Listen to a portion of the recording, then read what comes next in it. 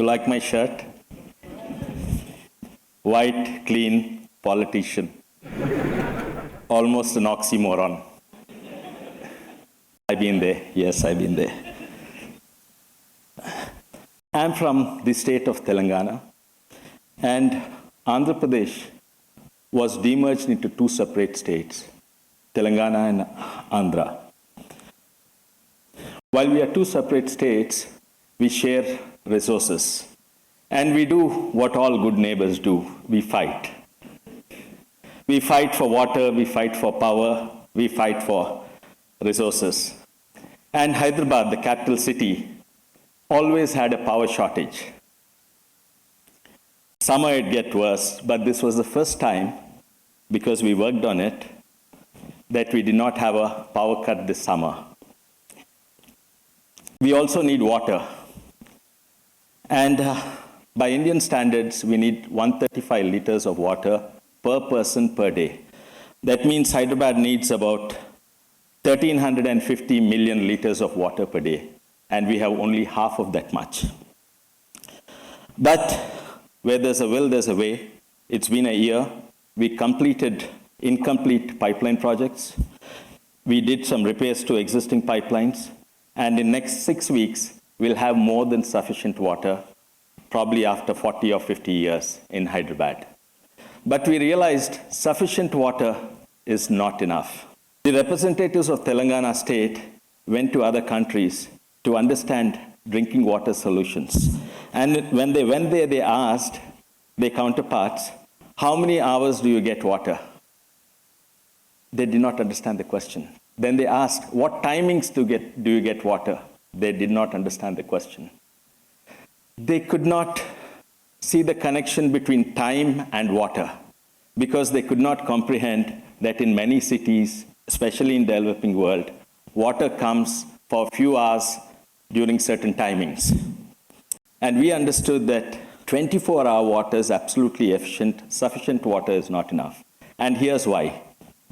We have two systems, two pipelines under our streets, under our cities. One is the sewage pipeline, and the other is the drinking water pipeline. The sewage pipeline is gravity-fed, and the drinking water pipeline is pumped and so pressurized.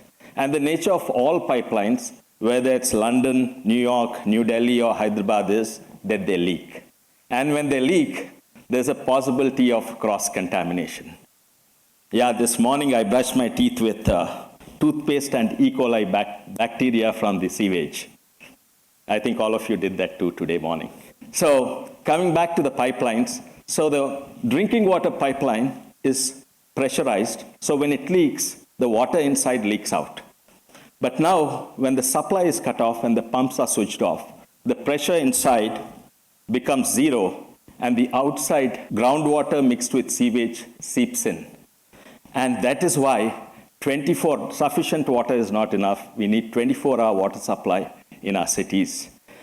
By end of this year, we'll have more than sufficient water, but by end of next year, we will be among the first cities in India to have 24-hour water supply. And that has a great impact on public health, children's education, employee productivity, and the economy as a whole. Mercer Quality of Living Survey, an international survey, rated Hyderabad as the #1 city to live in India, but we feel we have a long, long way to go. I am from the WASH Legislators Forum, and WASH stands for Water, Sanitation and Hygiene. Coming to sanitation and hygiene, I think the Swachh Bharat program caught the attention of everyone in this country.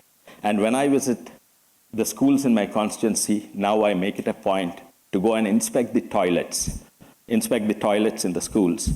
And I found that all the schools in my constituency have separate toilet complexes for boys and for girls. Many schools had multiple toilet complexes, and in fact, in my constituency headquarters, that's Chevella, the government school had close to 7 toilet complexes with more than 60 toilets totally. But no maintenance, none of them was working, they're all stinking. I was shocked. And I decided I am not going to build any more toilets. I'm not going to use my funds or time to build any more toilets.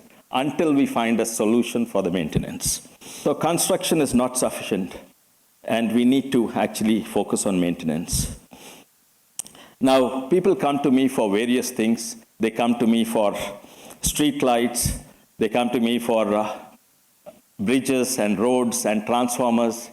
They also come to me and ask for, we need a RO drinking water plant in our village. Now, drinking water, clean drinking water is very important to me. So I wanted to fund those from my funds available to me. But before that, I wanted to see how the existing drinking water plants were working in our country. And I went to the villages where there were RO drinking water plants. I was amazed. All of them were being maintained very well. All of them were working extremely well.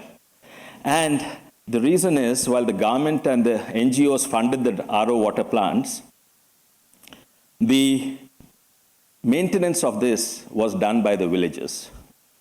The villagers who were running these plants were actually making money. They were selling 20 gallons of clean drinking water for 4 rupees. Now, part of the revenue went to the village council. They were the people who were maintaining it. There was a revenue model behind the maintenance, operation and maintenance, and that was why the drinking water plants were working very well. So I realized if there was a revenue model behind the maintenance and operation of toilets, probably they'll be clean. But how do you build a revenue model around maintenance of toilets? You can sell drinking water, but you can't exactly sell the output of toilets. So I started looking around, and there were various great ideas. I started looking at ideas that were working. One of them was this. This was a great idea. It's in Maharashtra, and that's actually a 2-storied building. The ground floor had a public toilet complex, and upstairs is a home. And the difference is the home had no toilet. The family living used the toilets below. The entrance also to the home is common with the public toilet. So the family living, whether it's the children going to school or the women folk buying vegetables, they had to use the same entrance as the common toilet. So you can imagine that this toilet was spick and span. The model is simple. The family up there lives rent-free, and they maintain the toilets as if it was their own home. So that was a great idea, and it's working. There are other ideas too. The Sulabh toilet complex working well in Delhi, pay-per-use, the revenue is generated from the usage, payment for usage. There are other ideas of cell phone towers on top and toilets below. The revenue model, revenue from the cell phone towers go into the maintenance of the toilet. Then there are these toilets with big advertisement in bus stands, and the ad revenue goes to the maintenance. So there are multiple models, but very few of these can work in the villages, and they're not scalable to work in the villages. Then I came across a toilet with a biogas plant. But there were very few takers for that because they did not want to use that gas for cooking. Secondly, there was some technical issue. The quantity was not consistent, and the biogas generated had sulfur and carbon dioxide and moisture, so it was not fuel grade. To make it fuel grade, you had to add scrubbers and other equipment, and it was not viable for such a small plant. So the biogas toilet also did not work. Sometime back, there were these biomass plants. About a decade ago, a lot of biomass energy plants came up in our rural India, and they started working. Now none of them are working. The reason is when they started working, these were based on agriculture waste. When they started, the cost of agriculture waste was negligible and it was cheap, and so the plant was viable. Farmers were supplying the waste agriculture after the harvest, the leftover corn stalks and things like that, some hay, grass.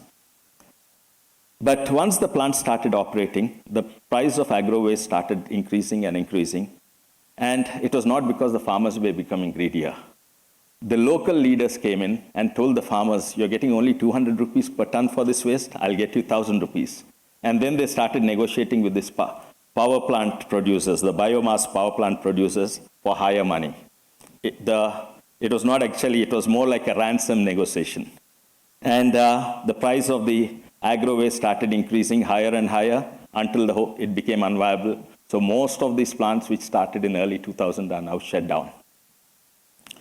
There were other reasons also. The agro waste is very seasonal, and the type of agro-waste changes with the type of crops they are growing. Now, when I was young, in the villages, there were gobar gas plants. That's the cow dung-based gas plants. And this is the biomass power plant working on this, which are all non-functional now. So we had these gobar gas plants in our villages, and these again are not functioning again. And probably because the LPG became very inexpensive because it was subsidized, so it was simply easier to buy a LPG cylinder there and start using. So nobody is using these once again.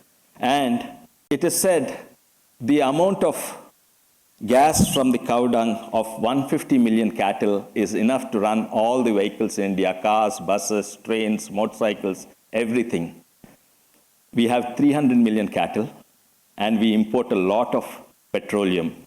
In fact, if you convert it into power, theoretically, you can generate something like 3 times the amount of 739 gigawatts of power if we use all the biomass in our country. And the total installed capacity, by the way, is only about 250 gigawatts of power in the entire nation. There are also these small, compact biogas generators, which run off kitchen waste, which otherwise ends up as municipal waste. And these are small and compact, and they're quite inexpensive. They range from 3,000 to 10,000 rupees. And a home can buy and install it and run stove off that. But these, again, had some issues. There are, again, very few takers for that. They're not very functional. Now, imagine a multi-feedstock biogas generator. In a half-acre outside the village, you have a biogas generator running off kitchen waste, agriculture waste, the gobar gas, that is the cow dung, and the human waste from the toilet. Now, there's sufficient gas. In fact, there's more gas than what the village needs. We have put a lander on Mars. We have the scientific and engineering prowess to put lander on Mars, but we have not made a single multi-feedstock biogas system in India. And this is significant because if one feedstock is not available, either for whatever reasons or it's seasonal, it can run on other feedstock. And it's not like the villagers can hold it to ransom, saying that we'll withhold our supply for 10 days. So this is large enough to put scrubbers to remove the sulfur, to remove the carbon dioxide and moisture, and to make it fuel-grade biogas. But once again, who would want to use this? Will they use it for cooking? So here's something else. This is like a generator, like a diesel generator, which generates electricity, but it runs on biogas. Now the village starts producing biogas. And what we have here is a solution that reduces petroleum imports, improves the national economy, reduces pollution and greenhouse gases and methane emission and climate change efforts, improves environment, provides electricity for agriculture pumps and for the children to study in the night and lights up the street lights, delivers liquid fertilizers, reduces urea consumption, increases the village revenue, and creates rural employment. And this is the idea I felt compelled to share with you. And if you'd like to join me on this journey, please get in touch. Thank you.